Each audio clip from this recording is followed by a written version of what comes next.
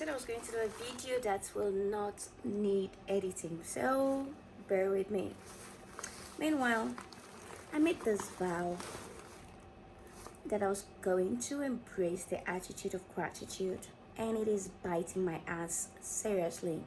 Something happened, and because I have not really expressed my gratitude for it, I've not been myself. Like, it's been haunting me. It's something good though, but it's as if I don't think I made the vow with God. I think it was just a silent vow, or maybe perhaps somehow God is involved. So I made this vow, the attitude of gratitude, yeah. And I promised myself that I was going to always express my gratitude. And something happened, and I haven't really talked about it. And so right now it's haunting me, like biting my ass, and I am not okay. Like, I feel this urge to talk about it, share, and let people know. And so here I am, back from work, all dressed up, so tired to get the bow tie, but somehow I need to do this. Okay, so here is what happened. I am African when it comes to dishes. Yeah, I think the only intercontinental dish I enjoy is French fries. But I'm very African when it comes to food. So I love swallowing fufu. So usually, you know how it is. If you've got fufu and maybe it's not like fresh, just pounded, etc., you need to heat it up. Yeah. So you do the whole thing, double up the nylon or waterproof, and then put it in water in a pot and let it cook. So I did that recently. It was quite late and I was really famished. So right after it got bubbling, I knew it had been there for a while. I quickly got it off the electric stove and got the soup and rushed to eat. And as I was rushing out of the kitchen, something just, there was this soft voice that was like, "Did you turn off the electric stove?"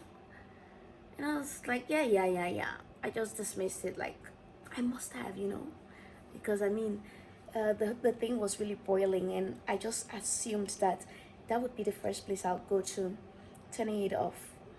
And so I got eating. That was around like 9:30, 10 p.m. I got eating, and right after that, relaxed, watching a movie, dozed off until the next morning. That was yesterday. So when I woke up, I needed to do laundry. I told myself, like, I really had to do laundry. So I started, loaded the clothes in the washing machine and started washing. And that was like around 6:30 thereabouts a.m. So while it was spinning, I stepped into the kitchen to, with the dirty plates. And I perceived like something was burning.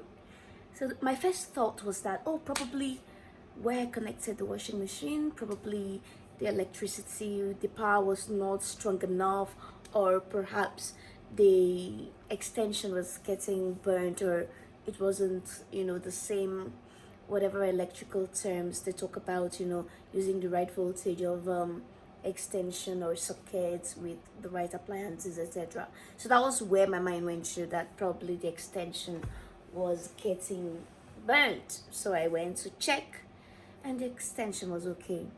And then I went back to the kitchen where I needed to heat up water.